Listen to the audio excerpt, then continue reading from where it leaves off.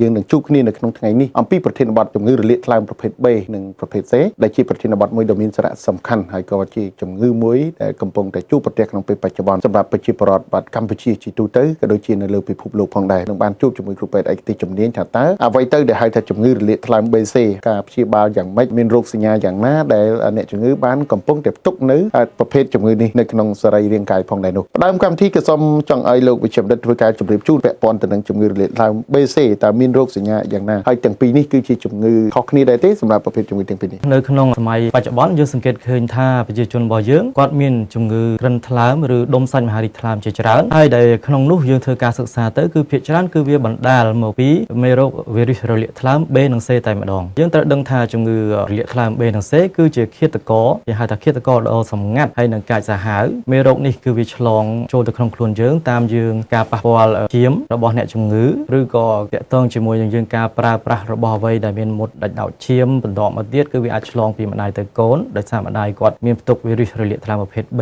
ហើយយើងមិនបានពិនិត្យមើលត្រឹមត្រូវនិងព្យាបាលត្រឹមត្រូវលើសពីនេះទៅទៀតជំងឺរលាកថ្លើម B និង C នេះគឺវាមិនឲ្យជារោគសញ្ញាអ្វីធំដុំភ្លាមទេដូច្នេះហើយបើធ្វើឲ្យប្រជាជនរបស់យើងគាត់តែងតែធ្វើប្រហែសយើងប្រើពាក្យថាធ្វើប្រហែសព្រោះជាទូទៅគាត់គិតថាមានរលាកថ្លើម BC ប៉ុន្តែវាអត់មានរោគសញ្ញាឈឺថ្កាត់អីទេដោយសារមេរោគនេះវាសង្ងំស្ងៀមអាចរយៈពេលពី10ទៅ20ឆ្នាំក្រោយទើបវាឲ្យចេញទៅជាក្រិនថ្លើមឬដុំសាច់មហារីកថ្លើមដែលជាពេលមួយឲ្យអ្នកជំងឺមានរោគសញ្ញាគឺមានរោគសញ្ញាដូចជាជំងឺឡើងលឿងគាត់មានចុកនៅក្រោមឆ្អឹងជំនីខាងស្ដាំហើយលើសពីនឹងទៅទៀតគាត់អាចមានជាទាកទឹកដែលប្រជាជនយើងឃើញពោះគាត់ឡើងធំអាចហើមជើងហើយដល់ពេលដែលវាថ្លើមរបស់គាត់ក្រិនខ្លាំងមែនទែនទៅគឺគាត់អាចមានសរសៃប៉ោងនៅបំពង់អាហារដែលធ្វើឲ្យគាត់អាចជាចេញសញ្ញាដូចជាក្អួតឈាមឬក៏ជុះឈាមដែលជារោគសញ្ញាគួរឲ្យព្រួយបារម្ភនិងអាចគ្រោះថ្នាក់ដល់ជីវិតគាត់ផងដែរលើសពីនេះទៅទៀតខ្ញុំចង់ជម្រាបប្រជាជនយើងឲ្យបានដឹងថាជំងឺរលាកថ្លើម B និង C ចំពោះជំងឺរលាកថ្លើម B គឺជាទូទៅក្រសួងសុខាភិបាលរបស់យើងបានគិតគូរដល់ប្រជាជនគឺពួកគាត់ក្រសួងគាត់មានឲ្យការចាក់វ៉ាក់សាំងសម្រាប់ទារកដែលទើបនឹងកើតទាំងអស់ដើម្បីកុំឲ្យមានឆ្លងជំងឺរលាកថ្លើមប្រភេទ B នេះដូច្នេះហើយប្រជាជនយើងពេលដែលបានសម្រាលហើយគួរតែយកបុតទាំងអស់ទៅចាក់វ៉ាក់សាំងឲ្យបានទៀងទាត់តាមកម្មវិធីជាតិដើម្បីជៀសពីមេរោគរលាកថ្លើមប្រភេទ B ព្រោះថាបើសិនយើងមានដុសប្រព័ន្ធអង់ទីកហើយជាទូទៅគឺយើងមិនព្រួយបារម្ភពីការឆ្លងទៀតទេប៉ុន្តែដោយឡែកជំងឺរលាកថ្លើមប្រភេទ C វិញគឺมันមានវ៉ាក់សាំងដើម្បីការពារនោះទេគឺវាខុសពីប្រភេទ B ជាទូទៅប្រជាជនគាត់តែងតែឆ្ងល់ថា B C ពីណាកើតជាងជាទូទៅ B ហើយនិង C គឺវាឲ្យទៅជាមហារីកក្រិនថ្លើមដូចគ្នាបន្ទាប់មកគឺឲ្យមហារីកថ្លើមគ្រាន់តែចំពោះវីរុសថ្លើមប្រភេទ B គឺវាអាចងាយឲ្យនឹងដុំសាច់មហារីកថ្លើមជាងលើសពីនេះទៅទៀតជាទូទៅប្រជាជនរបស់យើងដើម្បីឲ្យយើងដឹងថាគាត់មានផ្ទុករលាកថ្លើម B ឬក៏ C ឬក៏អត់ជាទូទៅមានតែការធ្វើតេស្តឈាមដូច្នេះហើយបានជាយើងតែងតែប្រាប់ទៅប្រជាជនរបស់យើងថាគាត់គួរតែឆែកសុខភាពជាពិសេសត្រូវរកវីរុសរលាកថ្លើម B និង C ឲ្យបានទាន់ពេលព្រោះថាបើយើងរកទាន់ពេលយើងអាចមកពិគ្រោះជាមួយនឹងវិជ្ជបណ្ឌិតឯកទេសដើម្បីឲ្យពួកខ្ញុំបានផ្ដល់ប្រឹក្សាយោបល់និងឲ្យប្រាប់ទៅគាត់ថាតើយើងដល់ពេលត្រូវព្យាបាលឬក៏យើងអាចនៅតាមដានសិនព្រោះថាតកតងជាមួយនឹងការព្យាបាលដែរសម្រាប់វីរុសរលាកថ្លើមប្រភេទ B ជាទូទៅការព្យាបាលវាត្រូវការរយៈពេលយូរដូច្នេះហើយយើងមិនចេះតែឲ្យថ្នាំព្យាបាលអ្នកជំងឺទេយើងត្រូវមើលស្ថានភាពអ្នកជំងឺសិនតើគាត់ដល់ពេលត្រូវព្យាបាលបើសិនត្រូវព្យាបាលយើងត្រូវព្យាបាលឲ្យទាន់ពេលដើម្បីកុំឲ្យថ្លើមនឹងវាដល់ដំណាក់កាលហៅថាក្រិនដែលវាលែងត្រឡប់ថយក្រោយឬដល់ដំណាក់កាលដុំសាច់មហារីកថ្លើមចំណែកឯជំងឺរលាកថ្លើមប្រភេទ C វិញជាទូទៅក្នុងសម័យបច្ចុប្បន្ននេះគឺគេមានថ្នាំដែលមានប្រសិទ្ធភាពខ្ពស់ហើយមិនប៉ះពាល់ទៅលើឲ្យមានផលវិបាកអីដល់សុខភាពអ្នកជំងឺទេហើយបើសិនជាយើងទទួលការព្យាបាលកាន់តែលឿនពេលណាគឺល្អពេលហ្នឹងហើយការព្យាបាលវាគឺលឿនអាចរយៈពេល3ទៅ6ខែដែលខុសពីថ្លើមប្រភេទ B ដែលត្រូវការព្យាបាលយូរអាចពី1ឆ្នាំទៅ5ឆ្នាំឬក៏អាចលើសពីនេះផងដែរអរគុណដោយអ្វីដែលលោកវិជ្ជបណ្ឌិតបានធ្វើការជម្រាបជូនបាទជាការពិតលោកវិជ្ជបណ្ឌិតប្រជាពលរដ្ឋមួយចំនួនលោកតែងតែមានការងឿងឆ្ងល់ថាតើ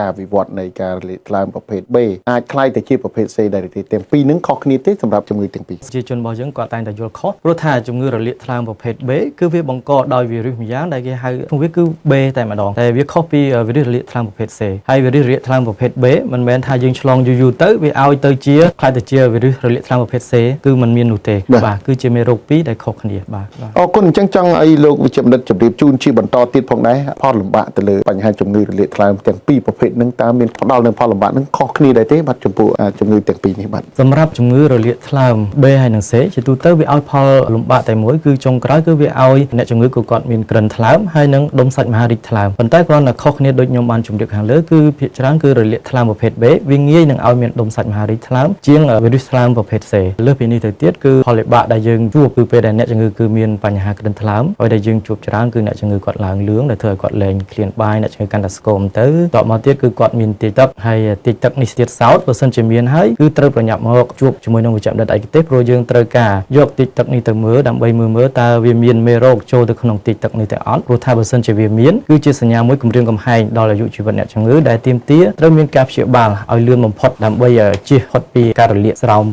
ពោះដោយសារមេរោគនេះផ្សេងទៀតពេលដែលមានជំងឺ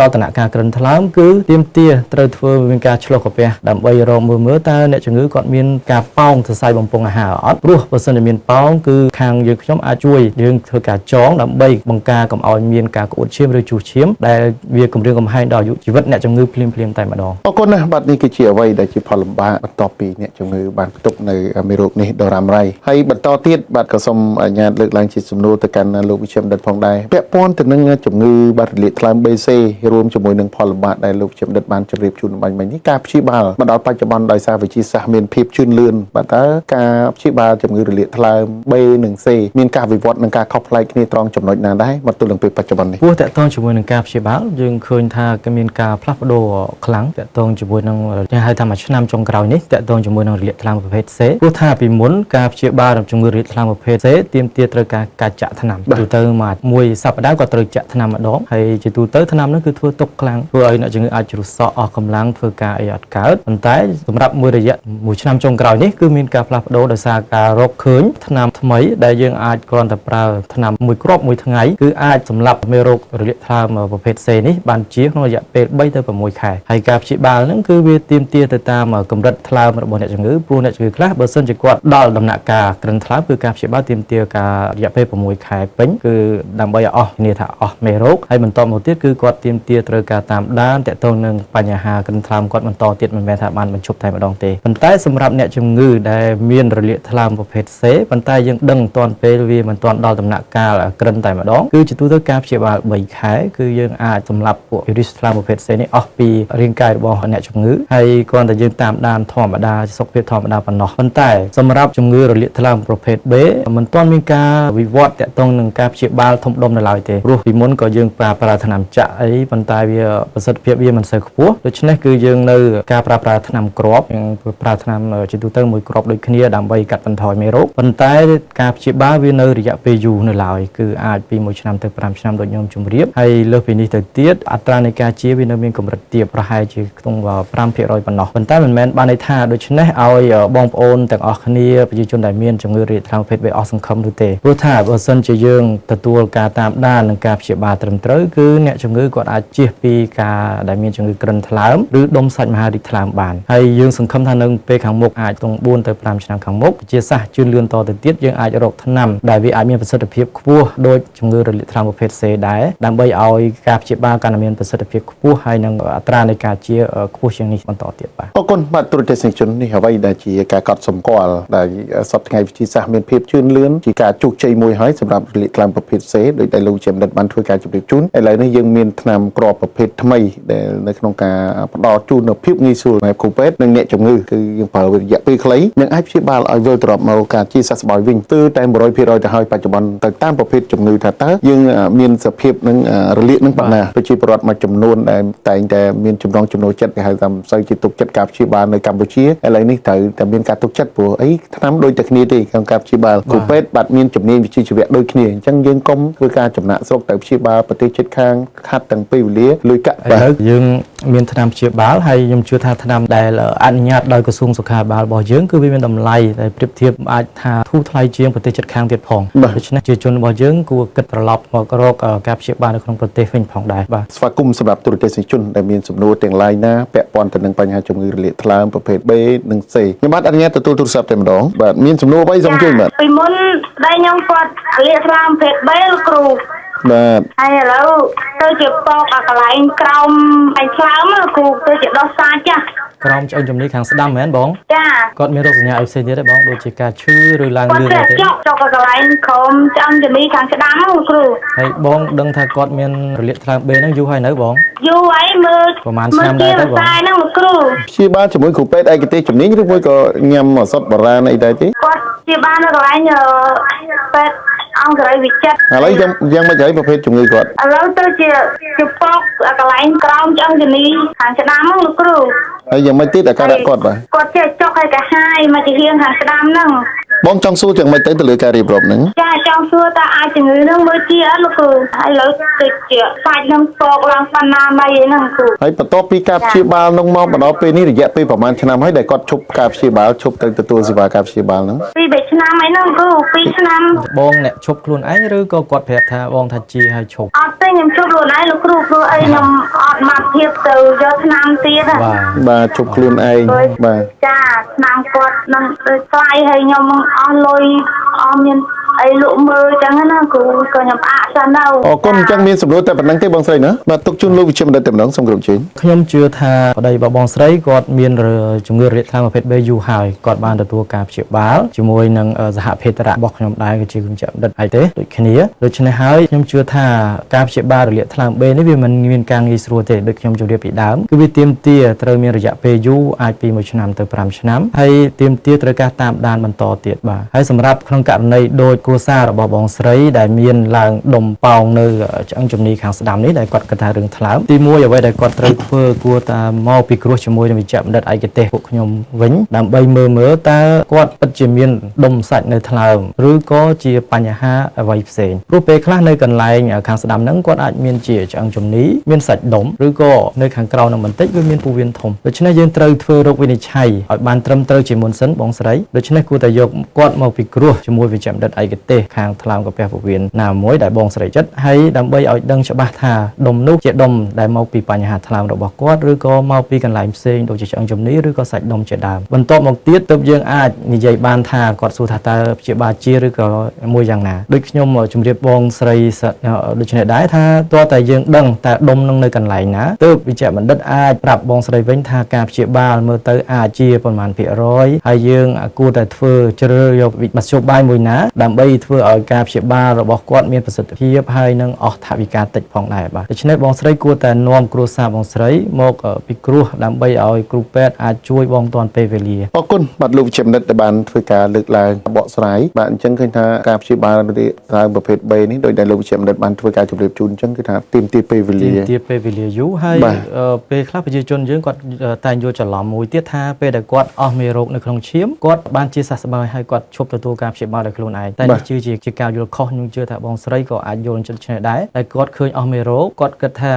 គ្រូពេទ្យចេះតែឲ្យគាត់ទៅតាមដានអត់មានប្រយោជន៍អីដូច្នេះគាត់ឈប់ខ្លួនឯងតែតាមពិតដោយសារគាត់អស់មេរោគប៉ុន្តែគាត់អត់ទាន់មានប្រព័ន្ធការពារដែលវាដោះដោយខ្លួនឯងដូច្នេះយើងមិនទាន់ចាត់ទុកថាអ្នកជំងឺនោះគាត់ជាពីវីរុសរលាកថ្លើមប្រភេទ B នៅឡើយទេ អរគុណហើយឥឡូវនេះខ្ញុំបាទក៏សូមបន្តទទួលទូរស័ព្ទជាបន្តទៀតបាទពីទូរទស្សនិកជនមានសំណួរអ្វីបាទសូមជើញពាក់ព័ន្ធទៅនឹងរលាកថ្លើមប្រភេទ B ផ្សេងនេះបាទ ខ្ញុំហ្នឹងនៅក្មេងអាយុប្រហែលជា28 29ដែរខ្ញុំខ្ញុំដឹងថាមានរលាកប្រភេទ B ហ្នឹងពេលដែលខ្ញុំជិះឈាមទៅស្រុកក្រៅអញ្ចឹងគ្រូបាទខ្ញុំដឹងថាជា2ឆ្នាំទេហើយខ្ញុំហ្នឹងអត់មានឈឺទេនៅក្នុងខ្លួនមិនដែលជួសឈាមទៅឃើញរលាកថ្លើមប្រភេទ B អញ្ចឹងខ្ញុំចង់សួរថាដើម្បីព្យាបាលជំងឺហ្នឹងត្រូវធ្វើមិនអីមិនអញ្ចឹងណាលោកតែបងអត់មានចេញជារោគសញ្ញាអីទាំងអស់អត់មានឡើងលឿង អត់មានចុកអីទេខ្ញុំអត់មានទាំងអស់ បាទបងបាទ ហើយកម្លាំងកំហែងហ្នឹងវាធម្មតាអត់មានក្រក់ក្រត់អីទេ 28 29បាទទុកជូនលោកវិជ្ជាបណ្ឌិតបន្តទៀតបាទ ជាទូទៅដូចខ្ញុំជម្រាបពីខាងលើគឺវីរុសរលាកថ្លើមប្រភេទ B វាមិនធ្វើឲ្យមានរោគសញ្ញាអ្វីភ្លាមនោះទេបន្ទាប់ពីការឆ្លងរបស់យើងគឺវាទុករយៈពេល10ទៅ20ឆ្នាំសម្រាប់អ្នកជំងឺដើម្បីឲ្យយើងថែសុខភាពហើយនឹងយើងអាចពិនិត្យសុខភាពនិងធ្វើការតាមដានឬការព្យាបាលឲ្យទាន់ពេលវេលាសម្រាប់ករណីដូចបងប្រុសដែលឆែកសុខភាពទៅគឺមានតាក់ទងជាមួយនឹងវីរុសរលាកថ្លើមប្រភេទ B ដូច្នេះបងត្រូវមកពិនិត្យមើលតើដំណាក់កាលសាច់ថ្លើមរបស់បងមានជាតិពុលថ្លើមវាឡើងអីឬក៏អត់ ដែលយើងមើលតែវាដល់ដំណាក់កាលត្រូវការទាមទារការព្យាបាលហើយឬនៅបងគឺបងមិនគួរទុកដោយសារដឹងថារលាកថ្លើមប្រភេទ B អត់ចេញរោគសញ្ញាអ្វីទាំងអស់ហើយបងទុកអត់បានខ្វល់ពីវាធ្វើប្រហែសពីវា10ឬ20ឆ្នាំក្រោយដូច្នេះថ្លើមរបស់បងអាចក្រិនឬក៏មានដុំសាច់មហារីកថ្លើមដូច្នេះជាទូទៅសម្រាប់រលាកថ្លើមប្រភេទ B ជាទូទៅ6ខែម្ដងយើងគួរតែឆែកសុខភាពមើលតើថ្លើមរបស់យើងវាមានការវិវត្តអ្វីខុសប្លែកឬយ៉ាងណាតើវាមានជាតិពុលថ្លើមឡើងដែលជាករណីមួយដែលយើងតម្រូវឲ្យមានការព្យាបាលឬយ៉ាងណាអរគុណបាទលោកចំនិតដែលបានធ្វើការបកស្រាយអំពីជូនបន្តក៏សូមទទួលទូរស័ព្ទពីទូរទស្សនិកជនបងមានសំណួរអ្វីទៅពាក់ព័ន្ធទៅនឹងប្រធានបទដែលបានដាក់ជូនថ្ងៃនេះវាបើប្តីកើតថ្លើមពីរចឹងហើយគាត់យកប្រពន្ធធម្មតាបើប៉ុណ្ណាកូនមកអាចមានជំងឺថ្លើមពីរទេពូមានតែប៉ុណ្្នឹងទេបាទខ្ញុំចង់សួរមើលថាជំងឺថ្លើមពីរហ្នឹងបើយើងញ៉ាំបាយមួយគ្នាអីធម្មតានេះអាចឆ្លងទេទុកជូនលោកវិជ្ជបណ្ឌិតបន្តទៀតបាទសូមក្រុមជឿបាទទី1គ្រួសារយ៉ាងថាប្តីមានផ្ទុកវីរុសរលាកថ្លើមប្រភេទ B ជាទូទៅគាត់សួរថាតើកូនរបស់គាត់អាចឆ្លងទេជាទូទៅយើងត្រូវដឹងថាការឆ្លងវីរុសរលាកថ្លើមប្រភេទ B គឺវាឆ្លងទី1តាមឈាមទី2តាមការរួមភេទដែលមិនប្រើស្រោមអនាម័យទី3តកតងជាមួយនឹងការប្រើប្រាស់សម្ភារៈផ្សេងៗដែលមានដាច់ដោតឈាមដោយសារអ្នកជំងឺមានរលាកថ្លើមប្រភេទ B បើសិនជាគ្រួសារជាប្តីមានផ្ទុកវីរុសរលាកថ្លើមប្រភេទ B តែត្រូវសួរតើគ្រួសាររបស់គាត់ភរិយារបស់គាត់តើគាត់មានរលាកថ្លើមប្រភេទ B ឬគាត់បានចាក់វ៉ាក់សាំងឬគាត់មានប្រព័ន្ធការពារហើយឬនៅដូច្នេះអ្វីដែលគាត់គួរតែធ្វើដំបូងបំផុតគឺនាំភរិយារបស់គាត់មកតេស្តឈាមមើលតើគាត់មានរលាកថ្លើមប្រភេទ B ឬក៏មិនធ្លាប់ប៉ះពាល់ជាមួយវីរុសឬក៏គ្រួសាររបស់គាត់បានចាក់វ៉ាក់សាំងរួចហើយគាត់មានដុសប្រព័ន្ធការពារបើសិនជាក្នុងករណីដែលយើងយកទៅឆែកទៅបើគាត់មានរលាកថ្លើមប្រភេទ B ដូចគ្នាដូច្នេះគាត់ត្រូវគិតគូររឿងតាមដានឬការព្យាបាលព្រោះថាដើម្បីកាត់បន្ថយបើសិនម្ដាយមានផ្ទុកវីរុសរលាកថ្លើមប្រភេទ B គឺវាអាចចម្លងទៅកូនពេលសម្រាលដូច្នេះដែលទាមទារត្រូវឲ្យម្ដាយតាមដានមើលដើម្បីមើលតើចំនួនមេរោគច្រើនឬយ៉ាងណាបើសិនជាច្រើនត្រូវញ៉ាំថ្នាំដើម្បីកាត់បន្ថយចំនួនវីរុសនេះឲ្យមកទាបដើម្បីកាត់បន្ថយអត្រាការឆ្លងហើយពេលដែលត្រូវសម្រាលបុតគឺត្រូវសម្រាលនៅកន្លែងចាក់ប្រព័ន្ធការពារសម្រាប់ទារកនិងចាក់វ៉ាក់សាំងតែម្ដងដើម្បីកាត់បន្ថយអត្រាឆ្លងឲ្យបានទាបមែនទែនបាទហើយសម្រាប់ករណីបើសិនជាគ្រួសារភរិយារបស់គាត់ហ្នឹងគឺមិនទាន់មានប៉ះពាល់ជាមួយនឹងវីរុសរលាកថ្លើមប្រភេទ B ទេគឺគាត់ត្រូវតែចាក់វ៉ាក់សាំងបង្ការជាបន្ទាន់ដើម្បីកុំឲ្យឆ្លងពីគ្រួសាររបស់គាត់ហើយបើសិនជាគាត់បានចាក់វ៉ាក់សាំងឬក៏គាត់មានប្រព័ន្ធការពារដែលរឹងមាំល្អយើងធម្មតាពេលយើងពិនិត្យឈាមគឺយើងរាប់ចំនួនប្រព័ន្ធការពារបើសិនជាវាមានចំនួនប្រព័ន្ធការពារដែលល្អរឹងមាំល្អជាទូទៅគឺវាមិនឲ្យឆ្លងពីប្តីរបស់គាត់ទៅប្រពន្ធរបស់គាត់ទេហើយដូច្នេះហើយគឺអាចការពារមិនឲ្យកូនរបស់គាត់មានវីរុសរលាកថ្លើមប្រភេទ B នេះបានទេអរគុណបាទលោកចំនិតដែលបានធ្វើការបកស្រាយពលិជូនហើយបន្តក៏សូមទទួលទូរស័ព្ទពីទូរទស្សនិកជនដែលលោកកំពុងរងចាំលើកឡើងជាសំណួរមកកាន់កម្មវិធីបងស្រីខ្ញុំគាត់ថ្លើមមកគាត់ទៅពិនិត្យបាទគេថាជំងឺលាកថ្លើមប្រភេទអីប្រភេទ B ឬមួយប្រភេទ C បងស្រីប្រភេទ B ចុះបងស្រីមានសំណួរយ៉ាងម៉េចដែរបងគាត់មកមើលពេទ្យនឹងមួយអាទិត្យមើលមួយអាទិត្យហើយមកថតយ៉ាងដឹងថតកន្លែងផ្សេងទៀតគឺថាអត់មានទេមើលឈាមទៅបាទហើយពេលឥឡូវគាត់ទៅផ្ទះវិញហើមទូនឹងដែរហើយហើមជើងចង់សួរថាគ្រូពេទ្យខ្ញុំចង់សួរថាខ្ញុំនឹងអាចយកមនុស្សមកកន្លែងលោកគ្រូពេទ្យឬមួយយ៉ាងម៉េចបាទសូមទុកជូនលោកវិជ្ជបណ្ឌិតបាទជូនសម្រាប់ក្នុងករណីដូចបងស្រីរបស់បងដែលថាទៅពិនិត្យជាម្ដងឃើញមានវីរុសរលាកថ្លើម B ម្ដងទៀតមកវិញថាអត់មានជាទូទៅបងត្រូវមកកន្លែងមួយដែលបងទុកចិត្តហើយដែលមានកម្រិតស្តង់ដារដូចជា clinic equipe យើងខ្ញុំដើម្បីឲ្យដឹងថាតើត្រូវធ្វើតេស្តជាម្ដងទៀតព្រោះពេលខ្លះគ្រូពេទ្យគាត់អត់បានយល់ច្បាស់ពីវីរុសរលាកថ្លើមប្រភេទ B គាត់មើលអត់គ្រប់ជ្រុងជ្រោយព្រោះដើម្បីឲ្យដឹងច្បាស់ថាវីរុសរលាកថ្លើមប្រភេទ B ឆ្លងចូលទៅក្នុងខ្លួនមនុស្សម្នាក់ឬក៏មួយយ៉ាងណាគឺយើងត្រូវពិនិត្យតេស្តឈាម3ដែលមានភាគច្រើនវិជ្ជបណ្ឌិតឯកទេសដែលដឹងច្បាស់ដើម្បីចង់ដឹងថាតើវាមានសម្បកមេរោគឬទេពេលខ្លះសម្បកមេរោគដែលឆ្លងចូលទៅហើយពេលដែលប្រព័ន្ធការពារយើងខ្លាំងវាអាចប្រយុទ្ធប្រឆាំងគ្នាទៅដូច្នេះវានៅសល់តែសម្បកមួយទៀតដែលយើងហៅថា antibody HBS ដូច្នេះវា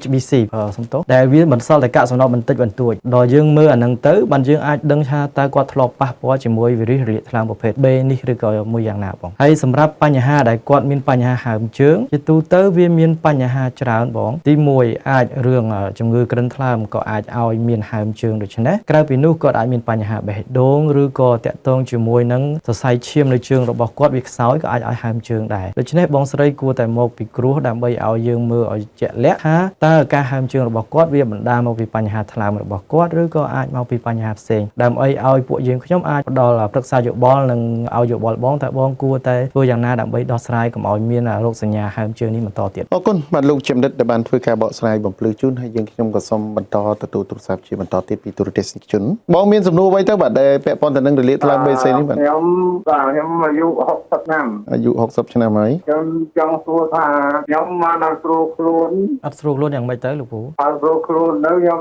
ទៅឲ្យពេទ្យមើលពេទ្យថាខ្ញុំខ្លាញ់រុំថ្លើម ខ្លាញ់រុំថ្លើម ខ្ញុំចង់សួរថាហ្នឹងជាបាលបាទលោកពូចង់សួរយ៉ាងម៉េចទៅរយៈពេលប្រហែលខែបានជាដាច់គ្រូបាទខ្លាញ់រុំថ្លើមខ្ញុំទៅគ្រូពេទ្យហ្នឹងគាត់វិជ្ជបណ្ឌិតរៀននៅវៀតណាម10ឆ្នាំបាទសូមអរគុណលោកពូសម្រាប់សំណួរនេះជាទូទៅក្រៅពីបញ្ហាវីរុសរលាកថ្លើម BC ដែលអាចឲ្យក្រិនថ្លើមគឺមួយទៀតបញ្ហាដែលចោតព្រោះប្រទេសដែលយើងចាប់ផ្ដើមអភិវឌ្ឍទៅសម្បូរញ៉ាំចឹងទៅយើងអាចលើសគេហៅលើសទម្ងន់ជាទូទៅវាឲ្យទៅជាបញ្ហាខ្លាញ់រុំថ្លើមហើយខ្លាញ់រុំថ្លើមនេះអ្វីដែលយើងអាចធ្វើដឹងគឺគេត្រូវតម្រូវឲ្យធ្វើអេកូសាសជាមួយវិជ្ជបណ្ឌិតដែលមានជំនាញច្បាស់បានអាចមើលដឹងបានថាតើកម្រិតដែលខ្លាញ់រុំថ្លើមរបស់គាត់នឹងវាច្រើនប៉ុណ្ណាវាមានតិចវាមានមធ្យមហើយនឹងមានច្រើនខ្លាំងហើយបើសិនជាវាមានបញ្ហាយើងឃើញថាមានខ្លាញ់រុំថ្លើមហើយអ្វីដែលយើងត្រូវធ្វើយើងត្រូវមើលតើគាត់មានជាតិពុលថ្លើមវាឡើងដែរឬយ៉ាងមួយយ៉ាងណាព្រោះថាបើសិនជាវាមានជាតិពុលថ្លើមឡើងទៀតយើងបញ្ជាក់ថាវាអាចរលាកថ្លើមដោយសារបញ្ហាខ្លាញ់រុំថ្លើមដូច្នេះយើងតម្រូវត្រូវគិតគូររឿងការព្យាបាលហើយការព្យាបាលជាទូទ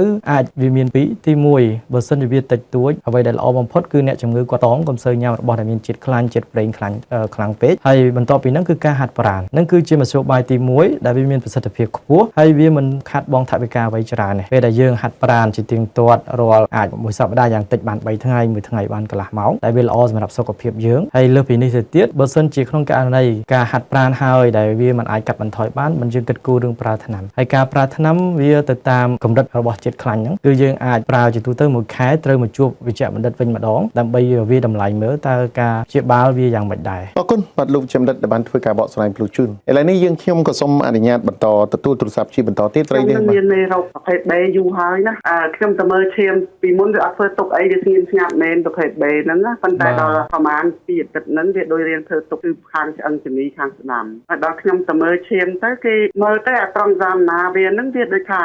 AST ហ្នឹងវាឡើងលោកគ្រូខ្ញុំចង់សួរយោបល់លោកគ្រូថាហ្នឹងយើងត្រូវវាអាចប៉ះពាល់កន្លែងណាអរគុណចឹងសូមគោរពលាបាទទុកជូនលោកវិជ្ជបណ្ឌិតតែម្ដងគាត់មានរលាកថ្លើមដោយវីរុសប្រភេទ B ជាយូរហើយគាត់អត់បានពិនិត្យអត់បានតាមដានអ្វីទាំងអស់ហើយស្រាប់តែពេលនេះគាត់ធ្វើទុកហើយឆែកទៅចំពេលដែលមានជាតិពុលថ្លើមដែលហៅត្រង់សាមណានឹងឡើងជាសញ្ញាមួយដែលគាត់អ្នកមីងត្រូវគិតគូរហើយពីរឿងវីរុសរលាកថ្លើមប្រភេទ B ត្រូវមកឆែកមើលតើសភាពថ្លើមវាយ៉ាងម៉េចហើយព្រោះយូរហើយវាអាចគ្រើមឬក៏ដល់ដំណាក់កាលអាចមានក្រិនអីឬក៏មួយទៀតវាអាចមានបញ្ហាផ្សេងដែរត្រូវសួរអ្នកមីងថាតើមានពិសាថ្នាំអ្វីជាពិសេសថ្នាំប៉ារ៉ាសេតាមុលដែលជាទូទៅប្រជាជនយើងគាត់អាចទិញញ៉ាំបាននៅខ្លួនឯងតែត្រូវមើលតើគាត់មានពិសាថ្នាំអីដែលអាចឲ្យត្រង់សាមណាឡើងដែរឬក៏អត់បើសិនជាគាត់អត់មានពិស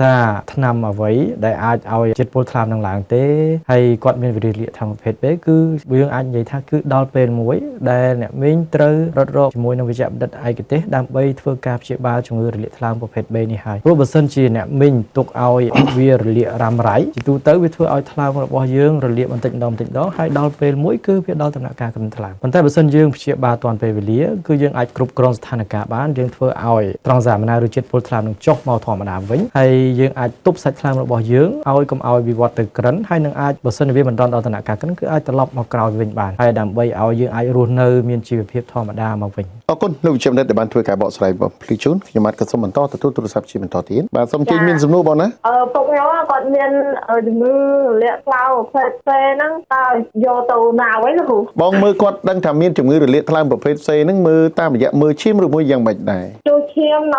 ៅទីប៉ែនហើយប្រហែលខែប្រហែលឆ្នាំមកហើយប្រហែលជាមួយខែជាគ្រូមួយខែនេះទេបងណាគាត់ធ្វើទុកអីដែរបានយកទៅពិនិត្យឈាមបងរោគនៅក្នុងថ្លើមហ្នឹងប្រភេទ C នេះយក C ហើយគាត់មានធ្វើទុកអីអត់បងបងយកគាត់ទៅពិនិត្យឈាមទុកខោមជើងដល់ពេលហើយចឹងទៅវាមានដូចជាមេរោគវាធ្លាយចេញមកតាមបន្លោះជើងចិត្តភ្នែកគោហ្នឹងមួយហើយខ្នងជើងមួយចឹងលោកមានខ្ទុះហ៎បងមានខ្ទុះមានអីចឹងហើយគាត់មានអាការៈអីផ្សេងទៀតក្រៅពីនេះទេបងស្រីកម្លាំងហិតលហើយហ្នឹងដល់ពេលវ័យឆ្នាំទៅគាត់គ្រាន់បាត់រាងជើងទិញទួយណាហើយគាត់អាយុប៉ុន្មានហើយបងស្រីអាយុវិញអាយុ67ហើយគ្រូហើយគាត់មានទទួលទានសារ៉ាបរិយអីទេរាល់ថ្ងៃហ្នឹងអត់ចេះហងគ្រូអត់ចេះទេអញ្ចឹងគាត់ណាឃើញគាត់តបៅជើងហ្នឹងដែលយកគាត់ទៅមើលឈាមនៅពេទ្យតែម្ដងមកណាចាមុនបងយកទៅថតដល់ពេលចឹងទៅវ័យ ឆ្នាំទៅវាចេះតែហើមដល់ពេលហើមអញ្ចឹងទៅដល់ពេលអត់ចិត្តយកទៅជួសឈាមមកឃើញមេរោគហ្នឹងហើយនឹងទឹកនោមប្រៃពីហ្នឹងលោក គាត់មានទឹកនោមប្រៃទៀតបងណា មានបានពិនិត្យជាតិស្ករគាត់អីអត់បងគាត់មានលើសជាតិស្ករបាទ លើសតិចតួចលោក លើទីជួយដែរបាទអរគុណអញ្ចឹងបងចង់ដឹងយ៉ាងម៉េចទៅនៅក្នុងការរៀបរាប់រឿងរ៉ាវនេះមក ចង់ឲ្យលោកគ្រូផ្ដល់ជាបល់មិនមកចា បាទផ្ដល់យោបល់គូតែទៅព្យាបាលនៅណាឬមួយក៏យើងគូតែចាប់ផ្ដើមព្យាបាលហើយនៅ ចា ជំរាបលាបងស្រីបាទ បាទជំរាបលាបង ទុកជូនលោកវិជ្ជាបណ្ឌិតតែម្ដងបាទសំជិញ ជាមួយនឹងពុកបងស្រីគឺគាត់មានហើមជើងមានដំបៅតបមកគាត់ពិនិត្យឈាមទៅគឺគាត់មានថាមានទឹកនោមប្រៃផងមានវិរិយរលាកថ្លើមប្រភេទ C ផងហើយមានអាចមានជំងឺទឹកនោមផ្អែមមួយទៀតតកតងជាមួយនឹងរឿងដំបៅជើងវាភាគច្រើនដែលយើងជួបគឺអាចតកតងនឹងបញ្ហាទឹកនោមផ្អែមច្រើនជាងដែលអាចឲ្យមានដំបៅហើយដែលគាត់ទាមទារត្រូវពិនិត្យជាតិស្ករគាត់ឲ្យទៀងទាត់ហើយនឹងធ្វើការព្យាបាលទឹកនោមផ្អែមហើយលើសពីនេះតកតងជាមួយនឹងការហើមជើងបានវាអាចតកតងជាមួយនឹងរឿងបញ្ហាថ្លើមរបស់គាត់ហើយនឹងអាចរឿងទឹកនោមប្រៃក៏អាចឲ្យហើមជើងដែរតកតងជាមួយនឹងបញ្ហារលាកថ្លើមសេគឺ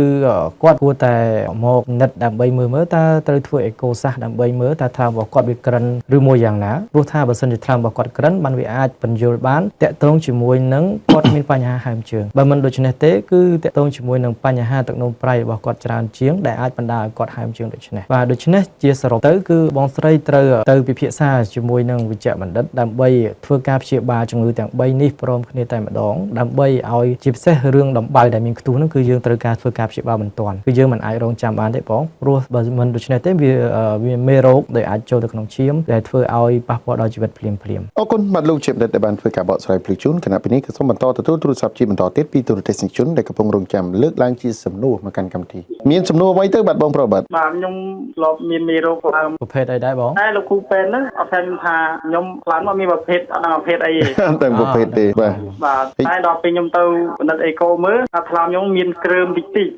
សាច់ថ្លើមគ្រើមណា ហើយបងមានធ្វើទុកអ្វីឬក៏មានរោគសញ្ញាអ្វីទេបង ខ្ញុំរោគសញ្ញាខ្ញុំមានកទាលអាបាទហើយខ្ញុំជាតែឈឺខំដោះខាងឆ្វេងចុកអួល មានបញ្ហាអីទៀតទេបងមានឡើងលឿងលើភ្នែកទេ អត់អីហ៎បាទតែខ្ញុំចេះតែចុកឆ្អល់ បាទ តែដល់ពេលខ្ញុំទៅពិនិត្យឈាមមើលថាខ្ញុំមានមេរោគឡើង តែអត់ដឹងថាប្រភេទអីបាទ បាទអត់ដឹងថាប្រភេទអីតែលោកគ្រូពេទ្យថាខ្ញុំនឹងមាន 30% ហើយបងចង់សួរយ៉ាងម៉េចទៅតែការរៀបរាប់នឹងបង ខ្ញុំខំចង់ដឹងថាមេរោគថ្លើមហ្នឹងលោកគ្រូពេទ្យបណ្ឌិតមើលឃើញគ្រឿងប្រហែលជាមើលជាអត់គ្រូ សង្ឃឹមថាជាទេណាព្រោះអត់ដឹងថាមេរោគអីទៀតដល់អញ្ចឹងតោះឡើងមកជួបគ្រូពេទ្យសិនបានដឹងថាជាឬមួយក៏ប្រភេទការព្យាបាលនឹងទៅលើមេរោគអីពិតប្រាកដអរគុណអញ្ចឹងមានសំណួរតែប៉ុណ្្នឹងទេបាទបាទទុកជូនលោកវិជ្ជាបណ្ឌិតតែម្ដងបាទ បញ្ហារបស់បងប្រុសគាត់ខ្ញុំជឿថាប្រហែលជាខាងគ្រូពេទ្យយើងខ្ញុំប្រាប់ថាគាត់មានជាតិពុលថ្លើមឡើងដែលបញ្ជាក់ថាវាមានជារោគសញ្ញានៃការរលាកថ្លើមប៉ុន្តែពេលខ្លះគាត់អាចឆែកទៅរកវិរិយរលាកថ្លើម B ឬ C វាអត់មានដូច្នេះហើយយើងត្រូវងាករកមើលមូលហេតុផ្សេងទៀតយើងត្រូវដឹងថាបញ្ហារលាកថ្លើមវាអាចមានច្រើនគ្រាន់តែថារលាកថ្លើមដោយសារវីរុស B ឬ C ជាទូទៅយើងអាចធ្វើតេស្តឈាមដឹងហើយជាទូទៅគឺវាមានភាពជាក់លាក់អត់មានថា 30% អាចមានដោយសារវីរុសរលាកថ្លើមទេបើសិនជាយើងពិនិត្យឃើញគឺមានបើសិនជាពិនិត្យអត់ឃើញគឺអត់មានហើយបើសិនជាច្បាស់ថាអត់មានហើយដូច្នេះយើងត្រូវគិតទៅរកមូលហេតុផ្សេងទៀតដែលវាអាចមានដូចជាដែលបងប្រុសការលើកឡើងលើកមុនគឺគាត់អាចមានបញ្ហាខ្លាញ់រោមថ្លើមដែលវាអាចឲ្យរលាកថ្លើមរ៉ាំរ៉ៃក៏ឲ្យមានបញ្ហាគ្រើមថ្លើមដែរលើសពីនេះទៅទៀតតកតងនឹងរោគយើងឥឡូវគឺសម្បូរតកតងជាមួយនឹងការពិសាស្រាពេលខ្លះគាត់ពិសាច្រើនញឹកញាប់រាល់ថ្ងៃក៏វាអាចធ្វើឲ្យមានថ្លើមរបស់យើងគ្រើមផងដែរដូច្នេះហើយបងត្រូវមកពិនិត្យដើម្បីឲ្យដឹងជាក់លាក់ថាបងមានវីរុសរលាកថ្លើម B ឬក៏ C ឬមួយក៏អត់មានទេហើយបើសិនជាអត់មានទេត្រូវឲ្យវិជ្ជបណ្ឌិតយើងខ្ញុំគឺរកមូលហេតុឲ្យបានច្បាស់លាស់ដែលមូលហេតុអ្វីដែលវាធ្វើឲ្យត្រង់សាមណាឬជាតិពុលថ្លើមនឹងវាឡើងគឺដូចខ្ញុំបានជម្រាបចឹងហើយទី1បងពិសាស្រាឬមួយយ៉ាងណាទី2តកតងជាមួយនឹងបងមានលើសទម្ងន់ឬក៏អត់ដែលវាអាចឲ្យមានខ្លាញ់រោមថ្លើមឬក៏យើងប្រើថ្នាំដែលហៅថាប្រើថ្នាំរ៉ាំរ៉ៃយូរមិនដឹងជាថ្នាំអីដែលវាអាចឲ្យប៉ះពាល់ថ្លើមដែរហើយជាទូទៅឲ្យតែយើងដឹងមូលហេតុច្បាស់ឲ្យតែដឹងទាន់ពេលពួកចក្តិតក្រុមចក្តិតយើងខ្ញុំគឺអាចជួយបងបានអរគុណបាទលោកជាបណ្ឌិតដែលបានលើកឡើងហើយខ្ញុំក៏សូមបន្តទទួលទូរស័ព្ទជាបន្តទៀតពីទូរទស្សនិកជនបងមានសំណួរអ្វីទៅបាទ ខ្ញុំមានជំងឺឈឺកាពះ បាទដោយសារលោកគ្រូក៏ជំនាញកាពះពោះវៀនដែរអញ្ចឹងបងអាចលើកឡើងជាសំណួរបានបងណាអាចសួរបានព្រោះថាគ្រូពេទ្យអនុញ្ញាតឲ្យបាទ បាទអញ្ជើញបង ខ្ញុំ ទៅថតអេកូទៅគេថាខ្យល់ក្នុងកាពះក្នុងពោះវៀនអញ្ចឹងเราគេចុកលេខឆ្នាំអត់ត្រូវក៏ ក្រៅពីហ្នឹងមានអីទៀតទេមាន វា ខួត គេ ចង្ ចុក អោ រហូតទៅថតនៅ clinic សាស្ត្រទៅគេថាខ្យល់ក្នុងពោះវៀនក្នុងកាពះ តែបងមានរោគសញ្ញាផ្សេងអីអ្វីផ្សេងទៀតអត់ដូចជាក្អួតចង្អោរ មានតែហ្នឹង អត់មានរីអត់មានអីទេ អត់ទេគ្រូបត់ពី មាន ផង ស្រក ណា ទម្ងន់អីទេបង បាទបាត់ទៅចុក គាត់ថាចុកនៅផ្នែកខាងឆ្វេងឬខាងស្ដាំបង ចុកព្រមថ្ងាស បងលើថ្ងាស ព្រមចុងស្តិតយើងហ្នឹងត្រូវក៏ តែប៉ុណ្្នឹងទេបងប្រុសបាទជម្រាបលាបងប្រុសបាទ បាទជំរាបលាបង ទុកជូនលោកវិជ្ជបណ្ឌិតដែរ យើងចាក់ធានបត់បន្តិចទៅជាមួយនឹងបញ្ហាជូរចុកពោះដែរខ្ញុំចង់ជម្រាបប្រជាជនខ្មែរយើងនៅទូទាំងប្រទេសឲ្យបានដឹងដែរថាតើតើនឹងការធ្វើអេកូសាសជាទូទៅយើងមិនអាចដឹងច្បាស់ពីក្រពះឬពោះវៀនទេបាទអញ្ចឹងជាទូទៅគាត់តែងតែប្រាប់ថាមានចលដែលវាចាល់នៅក្នុងក្រពះពោះវៀនអាហ្នឹងគាត់អាចដឹងមែនប៉ុន្តែវាមិនអាចដឹងថាវាមានរលាកឬដំបៅឬមានដុំសាច់ទេដូច្នេះបើសិនជាអ្នកជំងឺគាត់ចុកចាប់យូរទូទៅយើងលើសពី14ថ្ងៃជាទូទៅវាតម្រូវត្រូវធ្វើការឆ្លុះក្រពះពោះវៀនដើម្បីឲ្យយើងដឹងច្បាស់ថាតើអ្នកជំងឺគាត់មានរលាកឬក៏មានដំបៅឬក៏មានដុំសាច់ដើម្បីឲ្យយើងធ្វើរោគវិនិច្ឆ័យបានត្រឹមត្រូវហើយនឹងព្យាបាលគាត់ត្រឹមត្រូវដូចក្នុងករណីបងប្រុសយើងធ្វើទៅគាត់ដឹងថាមានខ្យល់យើងជាទូទៅគ្រូពេទ្យអាចឲ្យថ្នាំឲ្យគាត់ដើរខ្យល់អីស្រួលបន្តិចប៉ុន្តែបើសិនជាវានៅតែអត់មានការឆ្លើយតបនឹងការព្យាបាលទេដូច្នេះបងប្រុសត្រូវពិនិត្យឲ្យវាហៅថាការធ្វើការរោគវិនិច្ឆ័យបន្ថែមទៀតគឺតម្រូវដូចជាមានការមើលឈាមឬក៏ការឆ្លុះក្រពះពោះវៀនដើម្បីឲ្យបងដឹងច្បាស់ថាតើបងមានរលាកប៉ុន្តែភាគច្រើនខាងក្រោមគឺអាចតកតងនឹងពោះវៀនដូច្នេះប្រហែលជាបងតម្រូវត្រូវធ្វើការឆ្លុះពោះវៀនដើម្បីឲ្យដឹងច្បាស់តើបងមានបញ្ហារលាកពោះវៀនឬក៏មានបញ្ហាដំបៅឬក៏មានដុំសាច់អ្វីបើសិនជាបងបានធ្វើការពិនិត្យដោយការឆ្លុះនេះទើបវាជាក់លាក់ដើម្បីឲ្យយើងដឹងច្បាស់តើវាមានបញ្ហាណាមួយដើម្បីធ្វើអាចវិជ្ជបណ្ឌិតឲ្យថ្នាំទៅវាត្រូវបងបានយើងអាចកុំឲ្យខាតថវិកាច្រើនហើយនឹងព្យាបាលឆាប់ធូរស្បើយបាទ លោកជំនិតដែលបានធ្វើការបកស្រាយបំភ្លឺជូនខ្ញុំបាទក៏សូមអនុញ្ញាតទទួលបាទទូរស័ព្ទបាទតែពីខ្សែទៀតតែប៉ុណ្ណោះទេបងមានសំណួរអ្វីទៅបាទសូមជួយបាទ ចង់សួរបងเลยថារឿងបញ្ហាថ្លើមហ្នឹងយើងពិនិត្យទៅវាអត់មានអីអន្តេកការពារថ្លើមណាបងបើសិនជាយើងចាក់វ៉ាក់សាំងទៅវាអត់ដុះ បងចាក់បាន បើយើងចាក់វ៉ាក់សាំងហ្នឹងទៅវាអត់ដុះអញ្ចឹងតើវាអាចមានប៉ះពាល់អីដល់រឿងថ្លើមហ្នឹងដែរអត់ទេបង ចាក់បានប្រហែលដងហើយវ៉ាក់សាំងហ្នឹងបង ខ្ញុំចាក់ម្ដងប៉ុន្តែក្នុងម្ដងហ្នឹងខ្ញុំចាក់បាន3ដងហើយប៉ុន្តែបាន3ម្ជុលមិនមែន3ដងណា3ម្ជុល មួយខែបងចាក់ម្ដងឬក៏យ៉ាងណាបង ហើយគ្រូពេទ្យគេឲ្យខ្ញុំចាក់ប៉ុណ្ណឹងហើយដល់ពេលខ្ញុំទៅពិនិត្យទៅវាអត់មានឃើញដុសអាហ្នឹងមកទៀតតើវាអាចមានប៉ះពាល់អីដែរទេបាទ បាទតែប៉ុណ្្នឹងទេបងហ្នឹង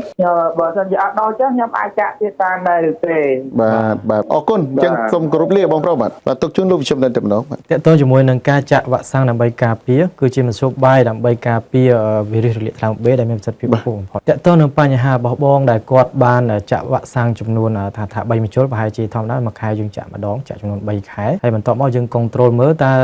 មានដុសអង់ទីកឬហៅថាប្រព័ន្ធការពារឬក៏អត់ព្រោះថាយើងចាក់ទៅដល់វាដុសប្រព័ន្ធការពារទើបយើងហៅថាការពារមានប្រសិទ្ធភាពដូច្នេះតើតើជាមួយសំណួរបងប្រុសយើងត្រូវសួរវិញតែយើងចាក់អត់ដុសទី1យើងត្រូវមើលទី1ការឆែកឈាមតើយើងមើលតើគាត់បានឆែកឈាមគ្រប់លក្ខណៈអត់ព្រោះថាពេលខ្លះយើងបានឆែកតែសម្បកមេរោគនិងប្រព័ន្ធការពារយើងភ្លេចឆែកជាមួយនឹងកាកសំណល់របស់វីរុសរលាកថ្លើមប្រភេទ B ដែលបញ្ជាក់ថាយើងបានប៉ះពាល់ជាមួយវីរុសរលាកថ្លើមនេះរួចទៅហើយបើសិនជាយើងឆែកទៅវាមានអាកាសសំណល់ដែលពាក្យបច្ចេកទេសគេហៅថា antibody A B C នោះបើសិនជាវាមានហើយបានថាយើងប៉ះពាល់ជាមួយវារួចហើយគ្រាន់តែសម្បកនោះវារលុបដូច្នេះទោះយើងចាក់វ៉ាក់សាំងយ៉ាងណាក៏វាមិនដោះដែរដូច្នេះយើងទាមទារទៅរកមេរោគតើវាមានមេរោគឬក៏អត់មួយទៀតបើសិនជាយើងឆែកទៅវាអត់មានទាំងអស់សម្បកក៏អត់មានកំតិចកំទីក៏អត់មានប្រព័ន្ធការពារក៏អត់មានជាទូទៅ